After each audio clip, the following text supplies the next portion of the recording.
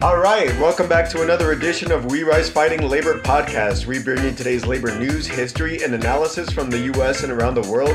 This is a podcast to listen to with your fellow workers organizing on the shop floor. This is a podcast to listen to before walking into your union meeting. As always, I'm Rico Rutia, here with my co-host, Brian Pfeiffer. And in this episode of We Rise Fighting, we're going to bring you this week's labor news. We're going to catch up on some news from the Teamsters at UPS, the Graduate Employees Organization at the University of Michigan, the Palestinian struggle, the French struggle, hotel workers in California, the Starbucks workers strike, and Supreme Court decisions. But first, this being the 4th of July, we would like to kick things off with Ossie Davis's reading of Frederick Douglass's piece titled, "What to the Slave is the 4th of July?" This is a longer intro piece than we usually have on our show, but we're including it in its entirety because it's worth a listen. If you're here strictly for the labor news, however, that segment begins after the Frederick Douglass piece, which lasts 25 minutes. So here we go. The meaning of July 4th for the Negro. The papers and placards say that I am to deliver a 4th of July oration. This certainly sounds large and out of the common way for me. It is true that I have often had the privilege to speak in this beautiful hall and to address many who now honor me with their presence. But neither their familiar faces nor the perfect gauge I think I have of Corinthian Hall seems to free me from embarrassment. The fact is, ladies and gentlemen, the distance between this platform and the slave plantation from which I escaped is considerable, and the difficulties to be overcome in getting from the latter to the former are by no means slight. That I am here today is, to me, a matter of astonishment as well as of gratitude.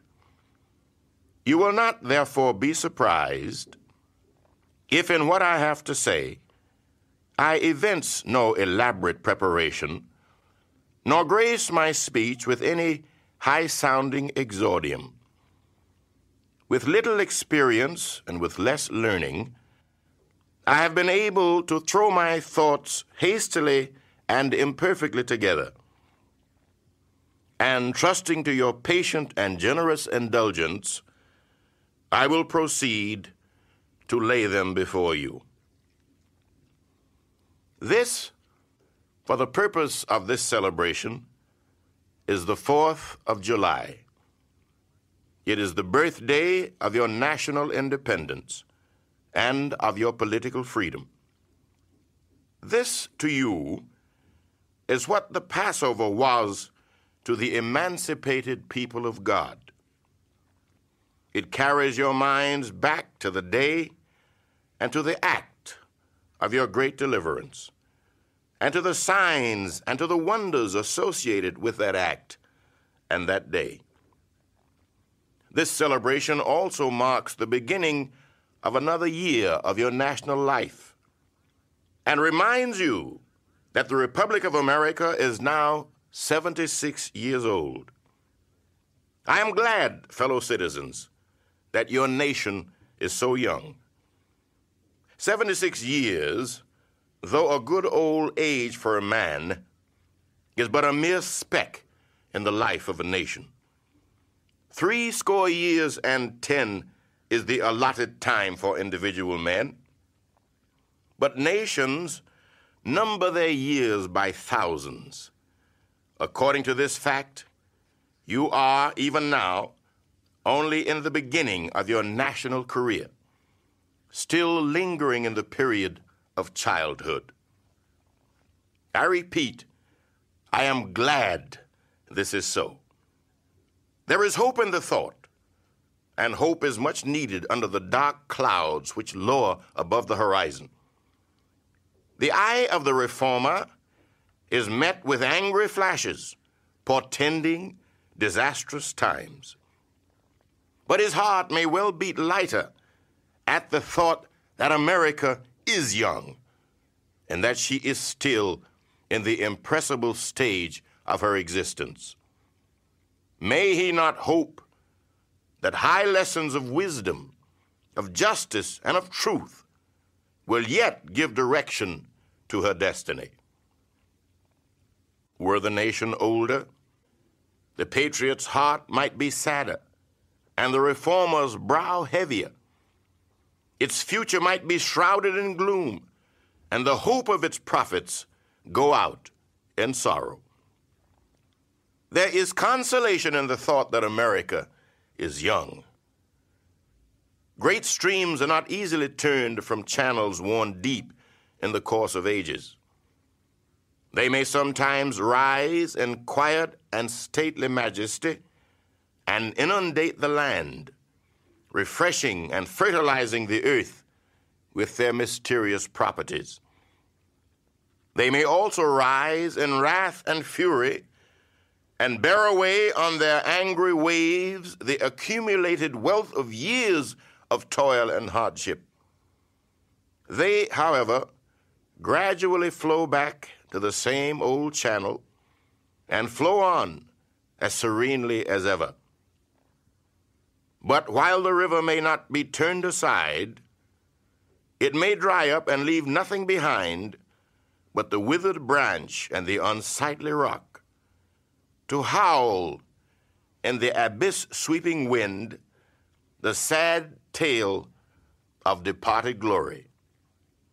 As with rivers, so with nations.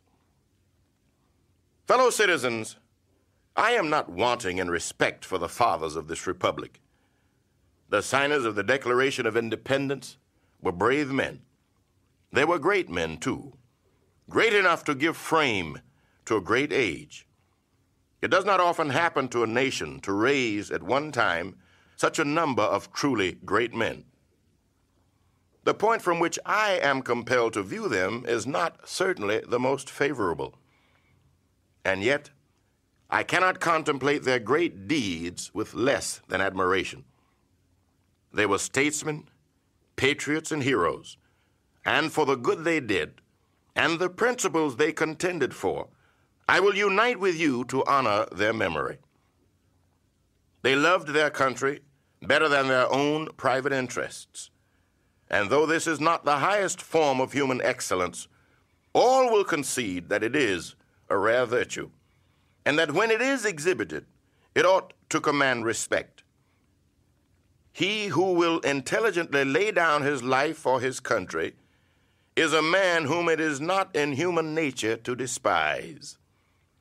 Your fathers staked their lives, their fortunes, and their sacred honor on the cause of their country. In their admiration of liberty, they lost sight of all other interest. They were peace men, but they preferred revolution to peaceful submission to bondage. They were quiet men, but they did not shrink from agitating against oppression. They showed forbearance, but they knew its limits. They believed in order, but not in the order of tyranny.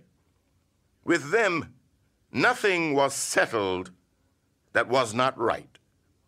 With them, justice, liberty, and humanity were final, not slavery and oppression. You may well cherish the memory of such men. They were great in their day and generation. Their solid manhood stands out the more as we contrast it with these degenerate times. How circumspect, exact, and proportionate were all their movements. How unlike the politicians of an hour. Their statesmanship looked beyond the passing moment and stretched away in strength into the distant future. They seized upon eternal principles and set a glorious example in their defense. Mark them. Fully appreciating the hardships to be encountered, firmly believing in the right of their cause, honorably inviting the scrutiny of an onlooking world, reverently appealing to heaven to attest their sincerity, soundly comprehending the solemn responsibility they were about to assume, wisely measuring the terrible odds against them, your fathers, the fathers of this republic, did most deliberately, under the inspiration of a glorious patriotism and with a sublime faith in the great principles of justice and freedom, lay deep the cornerstone of the national superstructure, which has risen and still rises in grandeur around you. Of this fundamental work, this day is the anniversary.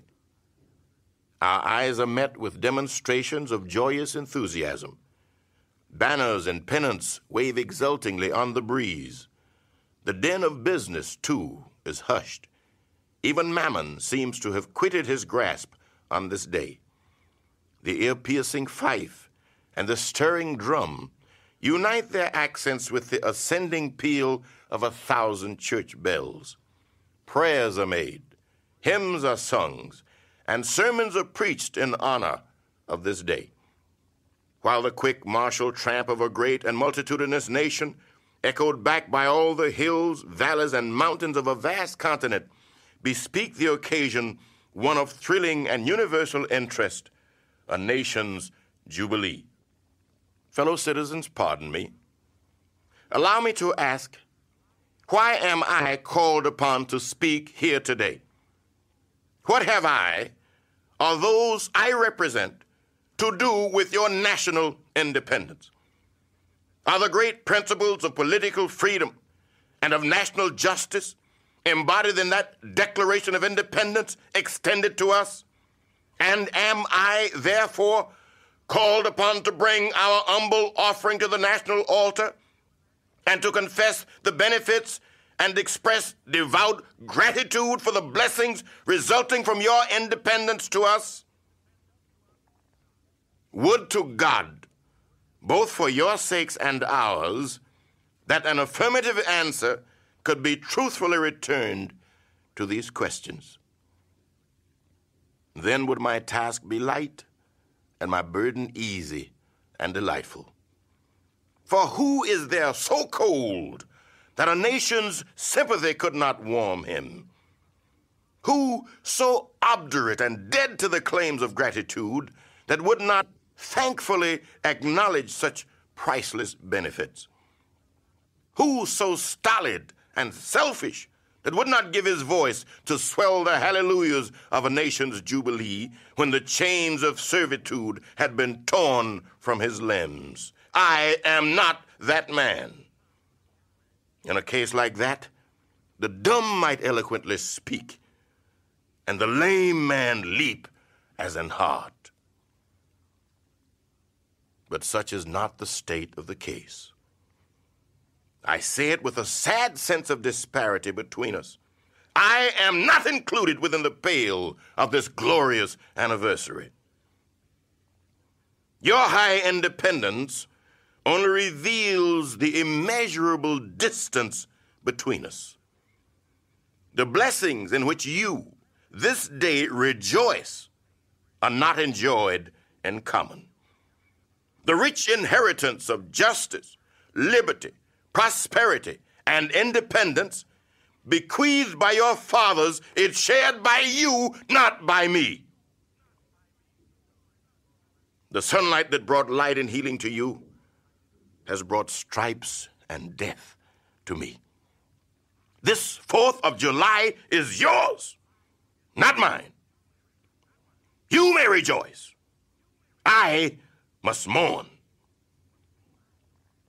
To drag a man in fetters into the grand illuminated temple of liberty and call upon him to join you in joyous anthems were inhuman mockery and sacrilegious irony. Do you mean, citizens, to mock me by asking me to speak today? If so, there is a parallel to your conduct. And let me warn you that it is dangerous to copy the examples of a nation whose crimes, towering up to heaven, were thrown down by the breath of the Almighty, burying that nation in irrevocable ruin. I can today take up the plaintive lament of a peeled and woe-smitten people. By the rivers of Babylon, there we sat down. Yea, we wept when we remembered Zion. We hanged our harps upon the willows in the midst thereof. For there they that carried us away captive required of us a song, and they that wasted us required of us mirth, saying, Sing us one of the songs of Zion. How shall we sing the Lord's song in a strange land? If I forget thee, O Jerusalem, let my right hand forget her cunning. If I do not remember thee, let my tongue cleave to the roof of my mouth. Fellow citizens, above your national tumultuous joy, I hear the mournful wail of millions whose chains, heavy and grievous yesterday, are today rendered more intolerable by the jubilee shouts that reach them.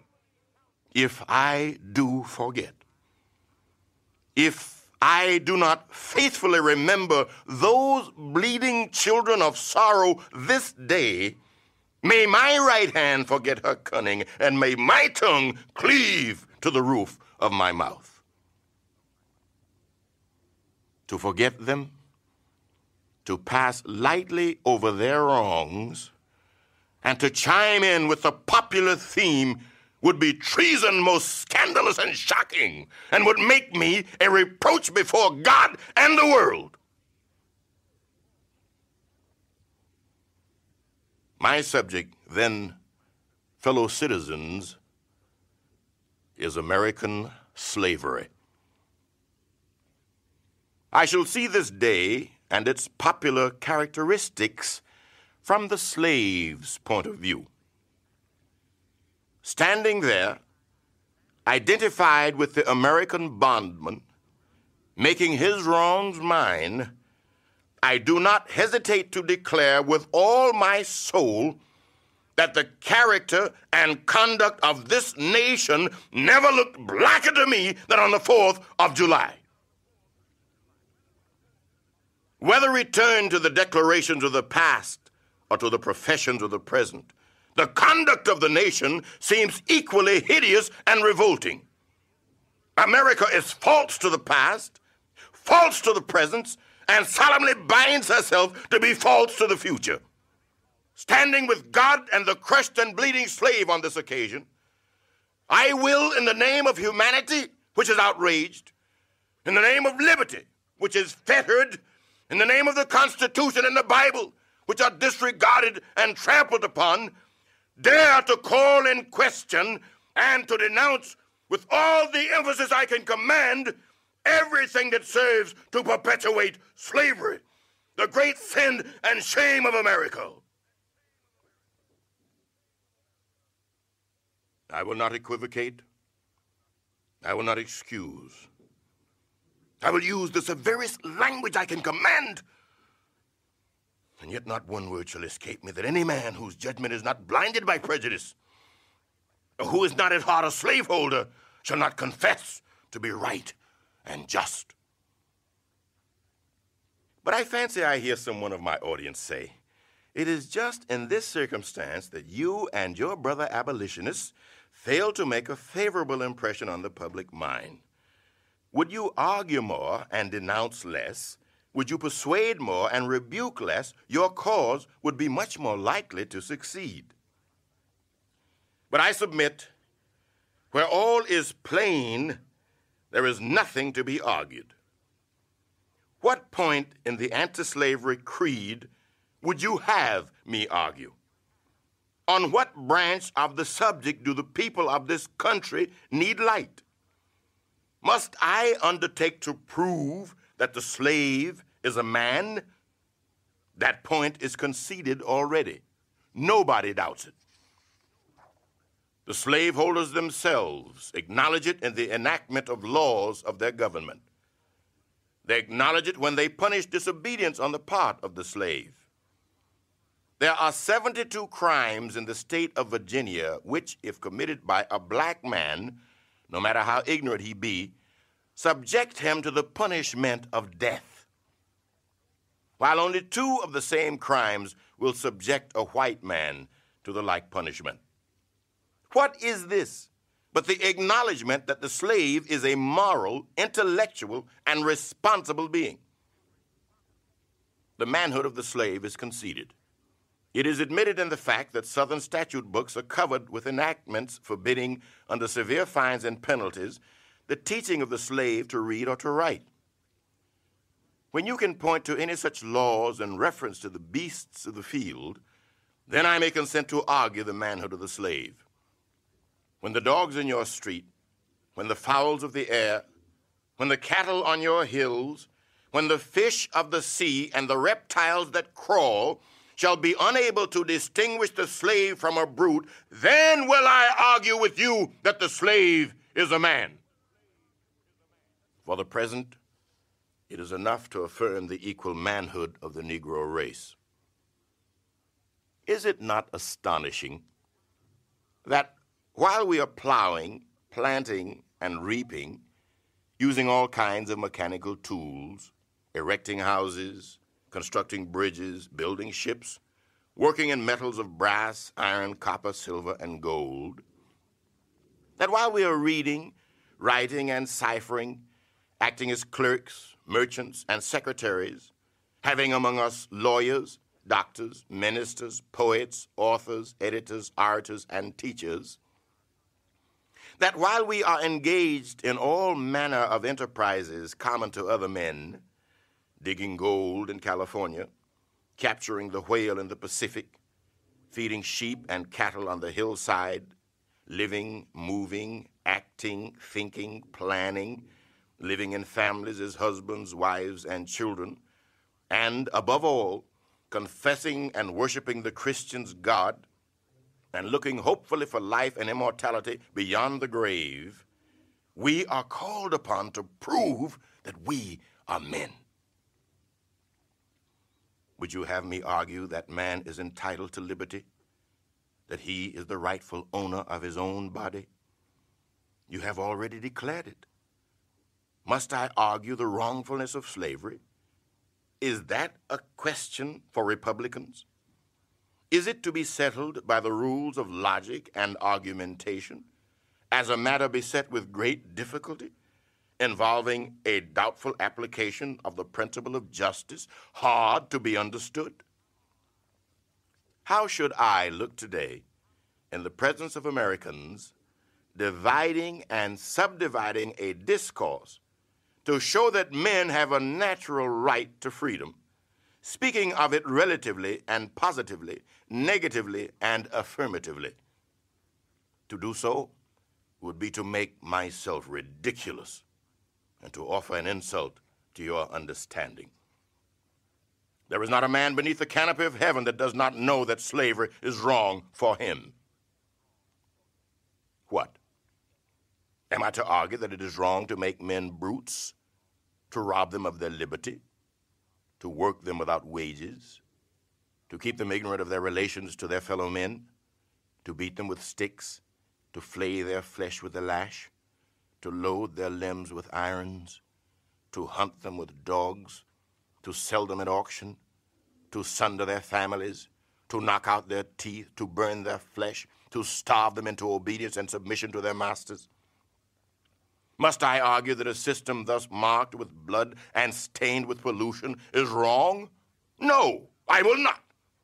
I have better employment for my time and strength than such arguments would imply. What then remains to be argued? Is it that slavery is not divine, that God did not establish it, that our doctors of divinity are mistaken? There is blasphemy in the thought. That which is inhuman cannot be divine. Who can reason on such a proposition? They that can may. I cannot. The time for such argument is past. At a time like this, scorching irony, not convincing argument, is needed. Oh, had I the ability and could reach the nation's ear, I would today pour out a fiery stream of biting ridicule, blasting reproach, withering sarcasm, and stern rebuke. For it is not light that is needed, but fire. It is not the gentle shower, but thunder. We need the storm, the whirlwind, and the earthquake. The feeling of the nation must be quickened. The conscience of the nation must be roused. The propriety of the nation must be startled. The hypocrisy of the nation must be exposed. And its crimes against God and man must be proclaimed and denounced. Welcome to We Rise Fighting, fellow workers. We just heard from Mr. Ossie Davis, recording of the seminal General Frederick Douglass, What to a Slave is the 4th of July. A very critical and important reading. Many of the issues that are raised there we are struggling with today as we see around the country, and we felt it was important not only for historical reasons, but also to honor our forebears, Mr. Douglass, and also Mr. Ossie Davis and his spouse, Mrs. Ruby D. Now we are going to start with, in the spirit of that resistance, we're going to talk about Starbucks today. Our fellow Starbucks workers have been on the move all over the United States and beyond. They have just completed a week-long strike, and some are going beyond that. According to the Starbucks Workers United Facebook page, trans workers deserve better from a company that states it's for the LGBTQIA plus community. During a week-long nationwide strike of thousands of workers protesting Starbucks' hypocritical treatment of the queer community, over 300 Starbucks Workers United workers have signed and delivered a letter to Starbucks asking for clarification about reported changes to their much-advertised transgender health supplemental benefits. The SWU, Starbucks Workers United, continues on their Facebook page, you can't be pro-LGBTQIA plus and be anti-union. We're fighting for every worker at Starbucks, and alongside higher health and safety protections, living wages, and a clear codified contract, we call on Starbucks to clarify what's shifting about their commitment to trans workers. Listeners can read the full letter to Starbucks bosses from the SWU and see strike photos and videos at Starbucks Workers United social media, including Facebook and Instagram and more. And we give a shout out there to our fellow workers on strike. It's quite something. The videos and photos show the diversity of the workers and their community supporters that are on strike. And if you see them on strike somewhere, please support them, spread the word on social media and however you can. All right, Rick, what's up next? All right, that's actually a nice segue to GEO, the Graduate Employees Organization, which has been on strike at the University of Michigan for the past 3 months now. And I say that's a nice segue because GEO has turned people out for the Starbucks strike. So also want to tip our hats to them and see what's going on with them. I went on their website, checked out some recent press releases, and decided to bring this one out. So this one's a little bit old, but we haven't broadcasted in a little bit. This one's from Friday, June 23rd, and it reads as follows. And the reason I'm sharing this, let me start by saying the reason I'm sharing this is because I think, GEO has already brought us some nuggets of wisdom on this show. We had one of the strikers on the show. I walked away with a few nuggets of wisdom. So they continue to do this. I feel like they're a very principled union and very disciplined union. And this is from their press release from June 23rd. The headline reads, grad workers walk out of bargaining session over HR's response to latest U of M sexual harassment scandal. And from there, the body of the press release reads as follows. On February, June 23rd, graduate workers walked out of a bargaining session with the University of Michigan's Human Resources, HR, after HR refused to take responsibility for the latest sexual harassment scandal involving Professor Robert Stevenson's abuse of 2 graduate students, reported on by the Michigan Daily on June 7th. During negotiations, Garima, I'm not sure how to pronounce this person's name. During negotiations, Garima Singh, co-chair of GEO's Feminist Caucus, which is also worth noting, co-chair of GEO's Feminist Caucus, recounted the harrowing details of the case in which the Equity, Civil Rights, and Title IX Office, or ECRT, dismissed, minimized, and misinterpreted evidence against Stevenson to find that he had not violated university policy. HR hid behind technicalities in an attempt to justify their proposal on harassment protections, which would not have protected Stevenson's survivors. With multiple harassment survivors in the room, graduate workers grew frustrated with HR's refusal to work with graduate students to solve the harassment crisis and voted to walk out. According to GEO President Jared Eno, quote, graduate workers walked out today because we are fed up with HR's prioritization of arbitrary rules and procedures over the real-life experiences of workers, which only mirrors the institutional betrayals perpetrated by ECRT, unquote. Protecting graduate workers from harassment and discrimination remains one of the primary issues driving the graduate workers strike that began on March 29th. Graduate workers at the University of Michigan, organized through the Graduate Employees Organization, AFT Michigan Local 3550, have proposed expanding an existing transitional funding program, or TFP, to cover all graduate workers at the university and to provide financial stability to any graduate student transitioning out of an unhealthy and or abusive relationship with the supervisor. HR wishes to exclude most graduate students from the TFP and has insisted on a mandatory reporting requirement despite research by experts on harassment and discrimination at U of M and nationally, showing that reporting processes can not only be fruitless, but actively re-traumatizing for victims. As the ECRT's mishandling of Stevenson's case demonstrates, survivors should have the power to choose whether they want to file a report or not.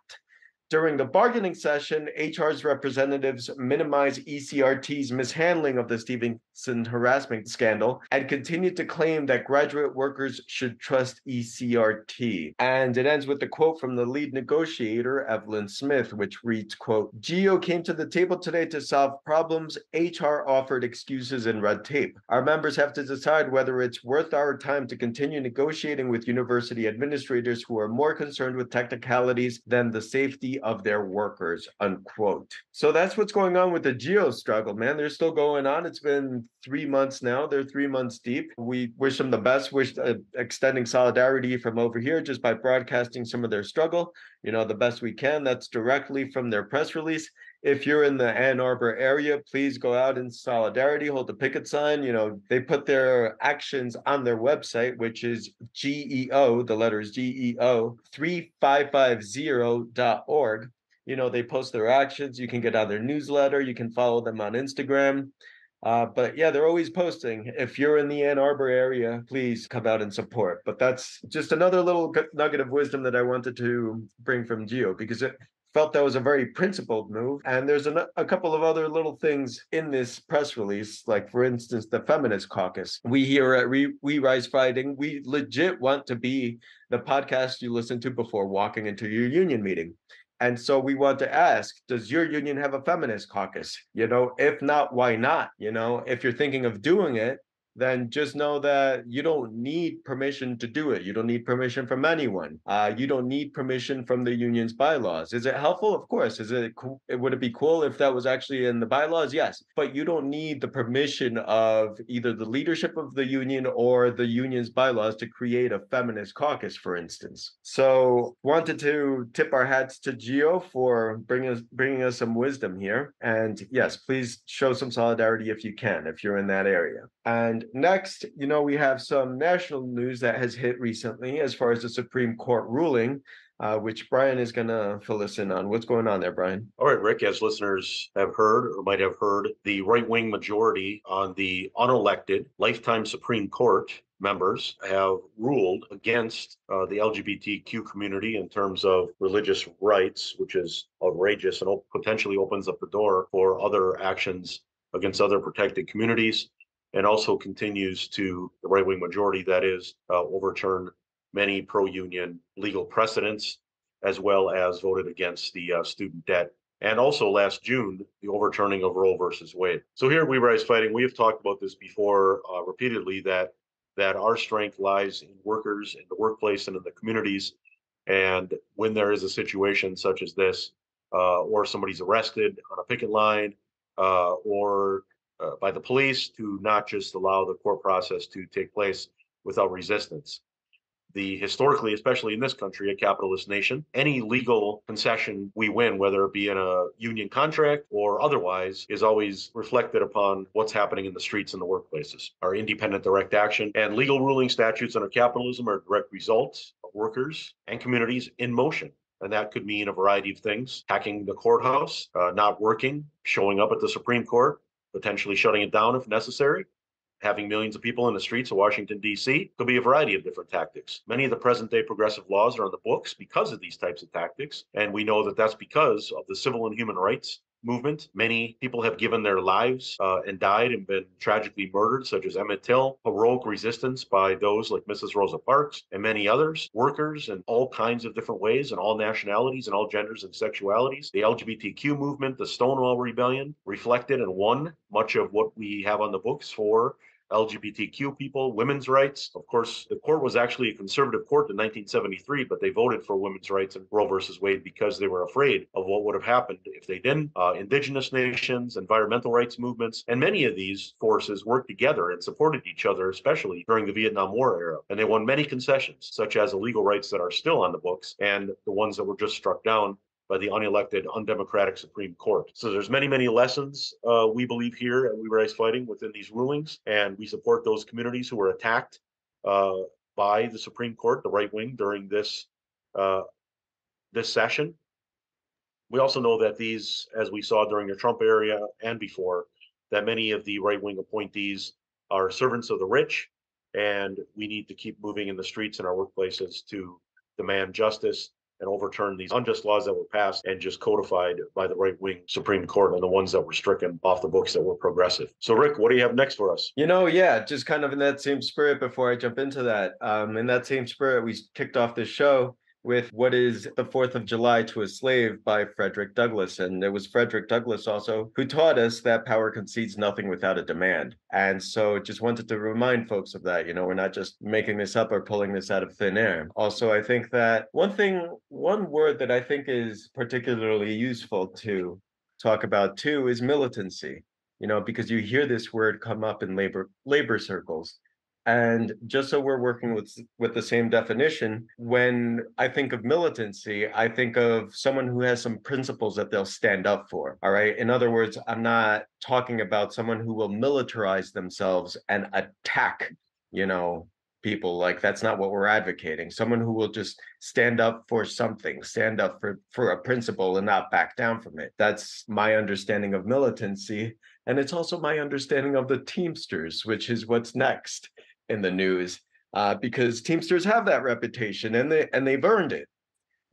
Teamsters have been in the struggle and part of general strikes, and man, they've been militant union members, So that's yet another reason why we continue to cover the negotiations between the Teamsters and UPS. So as a recap, if you're just joining in on this, for the first time, haven't kept up, the Teamsters UPS contract is set to expire on July 31st. And that's when the Teamsters union can go on strike. This particular contract represents 350,000 Teamster members. It's the largest one in North America. And whatever's negotiated in this contract, whatever comes out of this contract, could have ripple effects or ramifications, whatever. It could have a butterfly effect, however you want to think about it, for the working class in the US. Everything from galvanizing a labor movement that's been simmering to just getting better wages for all. So it's in that spirit that we are keeping up with Teamster news, and this is coming from their Instagram account. And I'm going to read it verbatim, which reads, July 4th has arrived, and UPS has less than 24 hours to reach tentative agreement for a new contract. The Teamsters National Negotiating Committee is prepared to work all day through the night and into the early morning hours to ensure UPS acts accordingly and the deal is done. The union committee assembled this morning to discuss final proposals and expects to meet with UPS negotiators soon. Will UPS respect and reward more than 340,000 full and part-time Teamsters, or put itself on the street. So that's, Brian and I were talking about it before we started recording, and this is just our thinking. This isn't anything official, but we're thinking that the Teamsters had a July 5th deadline for UPS because they have to take whatever proposed contract language UPS offers and show it to the membership so the membership can discuss. But that's just kind of our own dialectic here. That's not an official, press release or official statement or anything like that. The Instagram account, this is also worth sharing as well. The Instagram account also had another picture recently, which I had shared with you, Brian. And that one reads, during a hard-fought day at the bargaining table, the Teamsters reached tentative agreement with UPS on three major economic issues: tearing down Article 22.4 two-tier wage system, establishing MLK Day as a full holiday, and for the first time ending forced overtime on drivers' days off. The extraordinary gains, each of which have been key issues for Teamsters throughout the year-long contract campaign, came on the heels of an aggressive public warning from the Teamsters National Negotiating Committee that UPS was running out of time to get a deal. So this is all interesting stuff, and as you and I were talking, Brian, the two-tier system has been a thing for the Teamsters and other unions for a long time.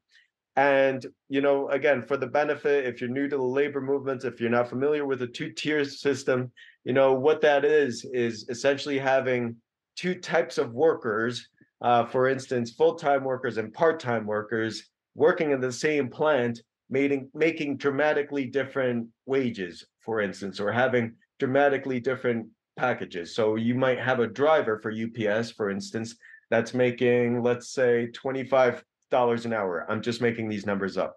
That's making $25 an hour, and a part-time loader and unloader at UPS that's making $15 an hour. So that's basically what two-tier system is. And it's more difficult to negotiate a better contract when you have a two-tier system. So when I'm reading this online and they're talking about eliminating Article 22.4 two-tier wage system, I appreciate that. And I think that's a step in the right direction.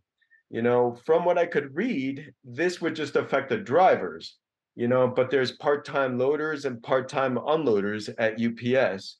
So I'm left with that question. And before we jumped on the show, Brian and I talked about it, and we're like, well, maybe the best way to get an answer for that would be to reach out to the Teamsters and see if we can get someone to inform us as to what exactly happened with that. So if that's the case, if we are successful with that, we'll certainly have them on our show, and you will hear that. But that's where the Teamsters are at right now. Again, the strike deadline is for July 31st, and that would be a national strike. So, I'm sure there's Teamster locals in every community, in every state, that you can go and support on the picket line, if and when it comes to that. So up next, speaking of militancy, we're going to France. Brian, I'm starting to think that the French do it better than us in some respects. I'm just playing. But yeah, no, the French have some stuff cooking. What's going on over there? That's right. They don't play in France. So, Rick, there's a variety of resistance. We've described this and elevated the struggle previously with the workers opposing so-called reform, which we here call austerity, and the shredding of rights that have been won over the decades. And that was the reports on raising the retirement age from 2 years in France. And Macron, the president, in our view, and the union's view in France, illegally rammed that through, despite the fact there was millions of workers on the streets engaging in direct action struggles, including general strikes. But they continue to resist the austerity. In the midst of this struggle, and many, many other worker struggles in France, of course, and throughout Europe, the reporting by Abiyami Azikiwe, who of Pan-African Newswire, has written an article on this that's very important. It's at globalresearch.ca. That's globalresearch.ca. And Mr. Azikiwe is an analyst and a reporter for decades, and perhaps one of the most acute in the United States on these developments in France and Africa in particular, and around the world and domestically. So France, he writes in his latest article that France has gone along with the defeatist proxy war led by Washington in Ukraine against the Russian Federation. Long-term economic relations with the Federation have been jeopardized by the sanctions imposed on Moscow, which is partially responsible for the rising rates of inflation and credit tightening by the European Central Bank. And what Mr. Azikiwe, of course, there is putting what has happened with the murder of the youth that has just taken place in the last week, the resistance there by the people in France, putting this into the world context and what's taking place on the ground in France. He continues, quote, workers and oppressed people in France are being forced to give up even more social benefits and freedoms. This pattern is spreading rapidly throughout the European continent and the United Kingdom, which has also been struck by industrial actions and racial problems. Mr. Azikiwe continues, although the officer in France who fired the shots that killed Nahel, which is the youth who was murdered by the police, has been placed under investigation for homicide. These actions by the state do not address the fundamental issues of racism, class exploitation, and police violence, which are embedded in the governmental policies of the country. The thousands who marched in Paris on June 29th are demanding immediate reforms in policing culture. If these measures are not implemented, there will be more mass demonstrations and rebellions in France and other geopolitical regions throughout the globe. End quote by Mr. Azikiwe. And it's important also to note that he does note in this article, and it can never be it always has to be involved in any analysis related to France, that France, of course, is still a colonizing, neo-colonizing nation state, with Africa, of course, being primary, but many other locations still today. And many of the youth in France are workers, but they are workers in poverty with the austerity that's happening. Many are working part-time jobs. Many have come from Africa because France and the United States and other capitalist nation states have underdeveloped Africa, forcing these youth to move to survive with their families. And many are living in the suburbs of France under very difficult situations. And that includes, of course, police brutality and terror on behalf of the capitalist ruling class in France.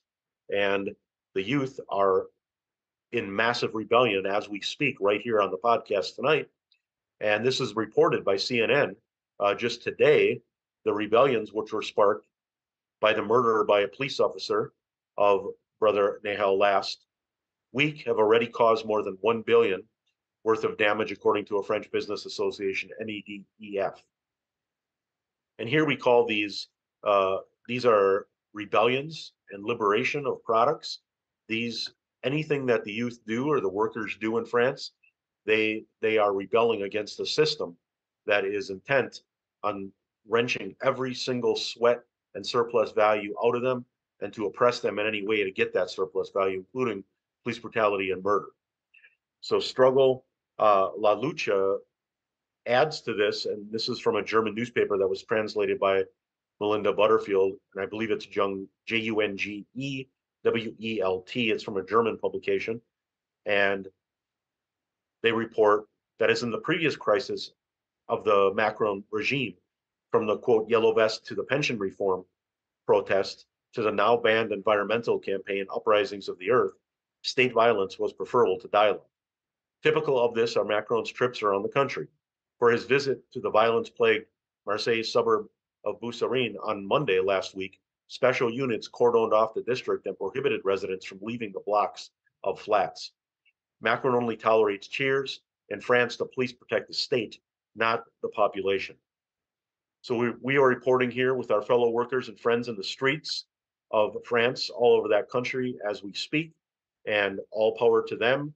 And they have the right to resist by any means necessary to demand the better world that they definitely deserve. So, all right, Rick, on to you. You know, you got me with that one. Yeah, liberating products. Yeah, I got to get behind that because, Brian, you've seen my journey on this, starting to educate myself on more Marxian economics and following Professor Richard Wolff, which maybe this is a shout out to Professor Richard Wolff on YouTube. But yeah, one of the little nuggets of wisdom that I've walked away with from all that recently was how Marx identified exploitation in a society. And part of how we did it was by asking, well, who gets the fruits of the labor? More specifically, who gets the surplus value? And even more specifically, who gets the things that the workers create above and beyond what they need to sustain themselves? Who gets that? Who gets to decide what happens with that? Under the feudal system, kings and queens and serfs and lords and all that, the lords got the surplus value that was created by the serfs. Under the slave system, it was the slave masters who got the surplus value that was created by the slaves. And under capitalism, it's the capitalists who get the surplus value that's created by the workers. So just getting into those economics, what Marx proposed was breaking out of that, of course. But yeah, that's to bring it home again. All these commodities, all these products, all these services, they're created by us, the working class. So I don't think it's a stretch to say that this stuff is liberated. Does it look calm and peaceful? No. But you have to put it in its historical context, the social relations which put workers in a position of exploitation against the ruling class. So yeah, no, thank you for phrasing it like that. Yeah, that's right, Rick. And also, we would like to add too that I think your similar view on this, that the order of the day right now is the unity between the unions and those African youth in the streets who are workers themselves as well. And unions generally should be fighting racism as a moral principle, but it's also, as you just described, Rick, the way to fight a capitalist state is to unite every sector of our class, and that includes the most oppressed. We saw here in the summer of 2020 that the Black Lives Matter movement, over 60 million conservative estimate that participated in that movement, won all kinds of concessions from the capitalist state and pushed back against the capitalist state. And one could argue that they did more progress for our class than organized labor has done in some time. But can you imagine if organized labor opened their arms and their union halls and their resources to the youth that don't necessarily have either the right to organize or are prevented from organizing, and the possibilities that could happen if this took place? And that's what we're dreaming of here at We Rise Fighting, to unite these sectors and these forces that are in resistance against capitalism. This could open up a whole new sector and theater of struggle that the capitalists would shudder from, and we could potentially win not only concessions, but a new society. So, speaking to empowerment and progress in the union movement, here's another one to be inspired by. Unite Here Local 11 is on strike in California. I caught this first through a Google search. So my first stop was an NPR article. So I'm going to share some of what it says from there real quick. So from the NPR article, in Southern California, screenwriters are on strike. Actors have threatened to strike, and now housekeepers, bellhops, servers, dishwashers, and front desk staff have joined the picket lines. The strike of thousands of hotel employees in and around Los Angeles comes during a busy week for the region, where people have traveled for the 4th of July holiday and the annual Anime Expo, an anime conference which attracts thousands of attendees.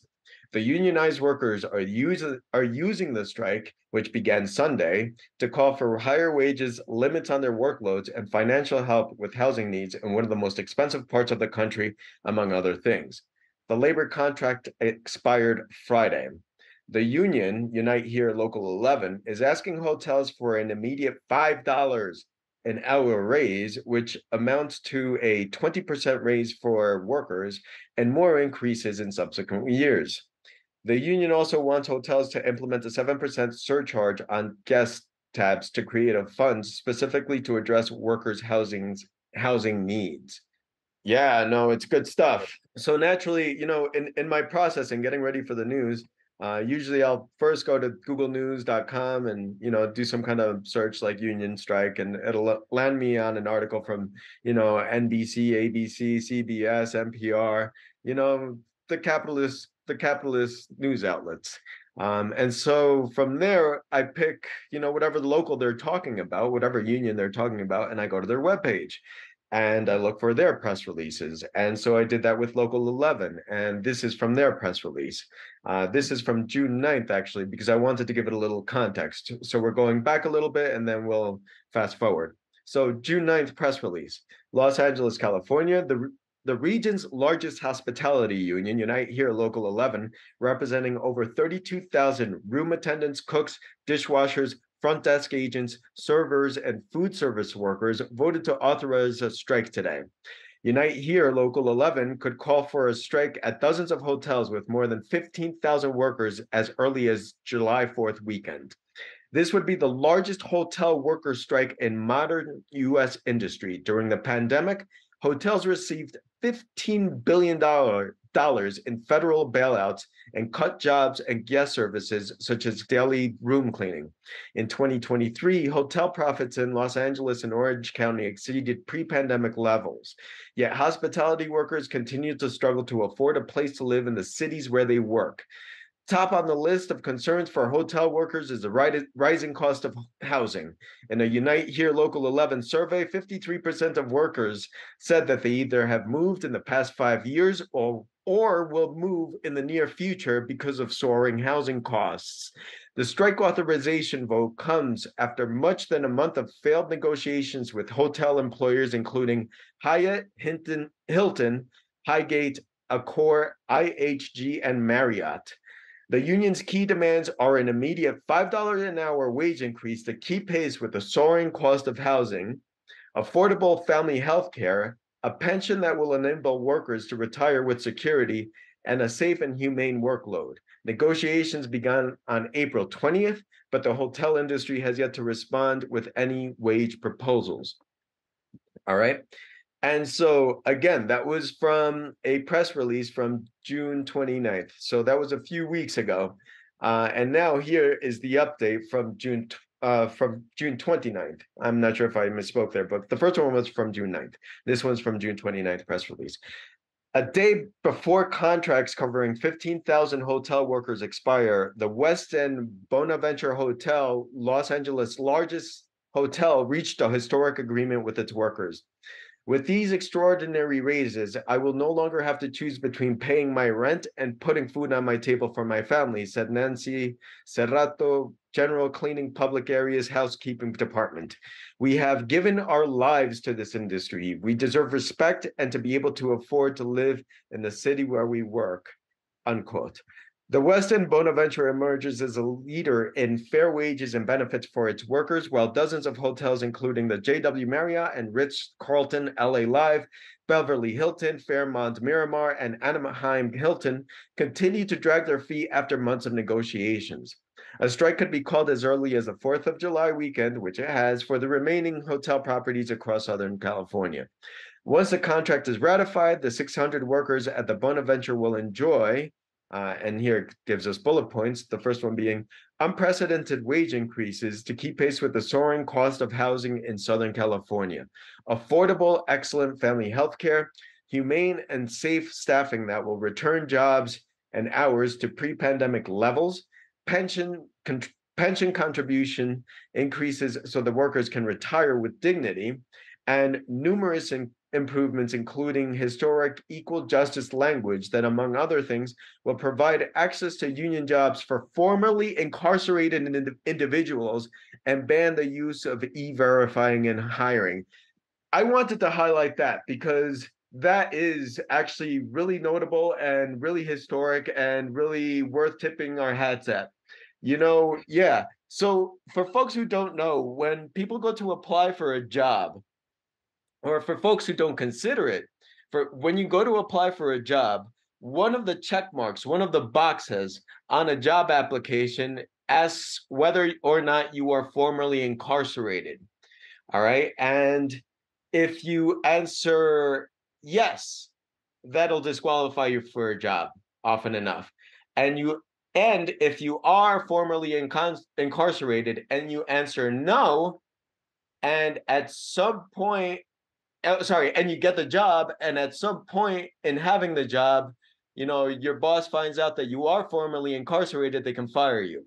So you're kind of damned if you do, and you're damned if you don't with that check mark, whether or not you've ever been incarcerated.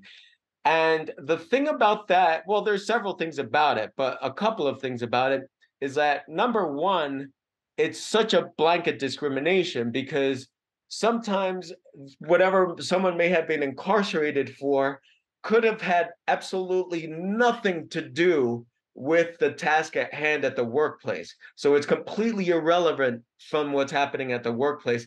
And that's the one thing that's going to disqualify you, even though you may be fully qualified. So there's that.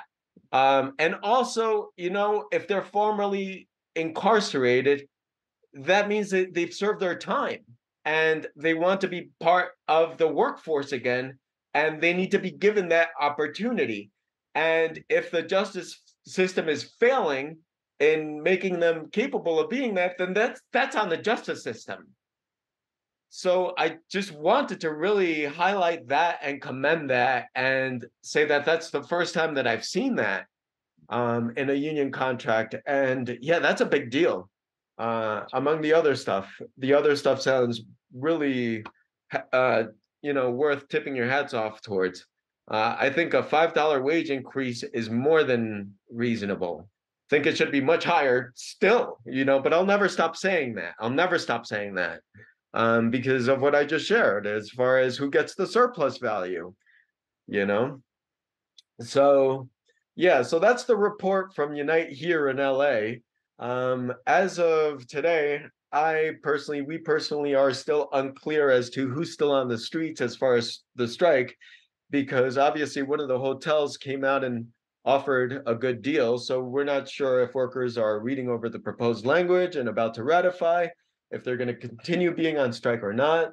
If they continue being on strike, then from what we can calculate, it would be 32,000 people on strike.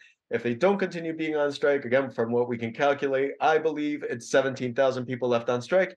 Either way, that's happening right now, and we will keep you updated on this strike for sure. So going international again with our struggle, because as always, we pride ourselves on being a podcast that covers struggles internationally, worker struggles, and the struggles of oppressed people. We now go to Palestine and some of the news coming out from Palestine, which I already know is horrific. Brian, you're going to give us the update, though, and let us know what is going on in Palestine. What's going on? Yes, Rick, there's a minute-by-minute unfolding situation. The Zionist state is engaging in, again, human atrocities and crimes against humanity. There was a statement put out, an email was just sent by Al-Ada, New York and New Jersey, and the Palestinian Assembly for Liberation. And the statement is titled, "Stop the Israeli Massacre in Jenin Refugee Camp, End U.S. Support for Zionist War Crimes in Palestine." And they go on to say in this statement, quote, "As Palestinians are enduring unimaginable suffering at the hands of the colonizing Zionist entities, settlers, and armed forces who've escalated their coordinated and unbridled criminal violence, we call on all people of conscience to raise their voices and demand an end to the Zionist massacre and invasion of the Jenin refugee camp, to end expansion of and dismantle settlements, which are war crimes, and to end the horrifying settler pogroms against Palestinian towns," end quote. And we would add that the United States is culpable for this. At bare minimum, there's $3 billion a year from our taxpayer money that goes to the support of the Zionist settler state Israel. And the organizations here that we just quoted from are asking to call, email, and tweet your local federal officials. It just takes about 30 seconds, and tag them on social media, express outrage over the ongoing Israeli and U.S. war crimes, and demand that they take immediate action. The four main demands are suspension of all material and political aid to the Zionist entity, sanctions against the Zionist entity so long as it commits war crimes and crimes against humanity, condemnation of Zionist massacres in Jenin and of settlement expansion and settler pogroms in Palestine, provision of support and supplies to Palestinians to defend themselves from Zionist war crimes and pogroms. And they're asking to spread email campaigns, organize, mobilize, boycott, divestment, and sanctions. No artist of conscience should be going to Israel and playing any type of music or other cultural activity. Support humanitarian organizations. And there's a website, decolonizepalestine.com. That's decolonizepalestine.com. There's education and advocacy activities and information there. As far as we know, according to the press releases that we're seeing from Al-Ada and the Palestinian Assembly for Liberation and Jewish Voices for Peace and others, at least 10 have already been murdered just in the past day or so by the Zionist settlers, and the situation is not good. So we demand international condemnation of the Zionist entity in the United States who's responsible for this, and we stand in solidarity with our Palestinian friends in Palestine and around the world. Right on. Well, that's a report this July 4th. So July 4th over here at We Rise Fighting is just another day, really. Our holiday is the 1st of May, International Workers' Day. It's not, Labor Day in September, which is essentially like July 4th in September, man. We're internationalists. We don't believe that simply buying American is going to fix things, because it's not. Which is part of why we report on international affairs, such as Palestine, such as stuff that's going on in France, because we need to take that struggle and bring it here, in particular, what's going on in France. If you've heard of the podcast before, you know that we've been covering the tens of thousands, hundreds of thousands of people that have been on strike in the last several months in Europe, and France included.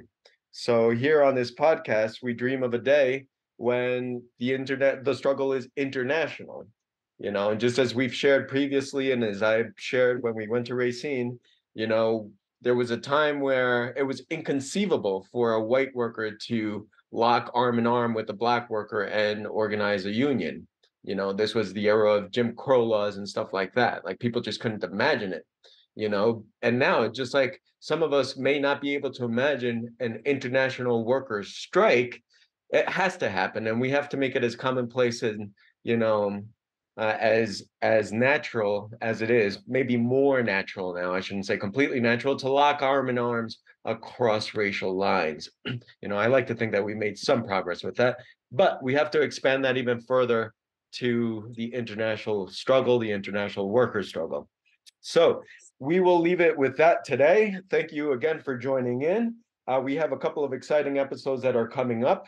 We would like to do an episode on conspiracy theories, and an episode on, what was the other one that's in the works, Brian, that we're really excited about? We're going to have a robust discussion on labor for Biden. That's right. And we will be discussing, in the context of that, the railroad workers' strike, as well as issues related to where we're going from here with organized labor in the country. Yep. So all those episodes and much more coming at you. Always doing the news, of course. Thank you for listening in. Solidarity and love to all, everyone. Take care.